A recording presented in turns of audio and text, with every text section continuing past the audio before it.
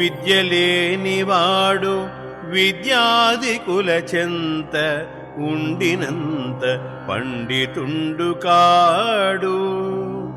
కొలని హంసలకడ కొక్కెరయున్నట్లు విశ్వదాభిరామ వినురవేమా.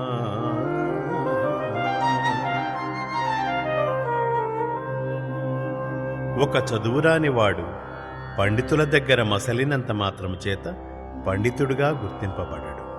వాని బండారము బయటపడుచునేయుండు. కొలనిలోని హంసల దగ్గర కొంగ తిరిగినంత మాత్రమున హంసయైపోవునా? వాని లక్షణములు దీనికెట్లు వచ్చును?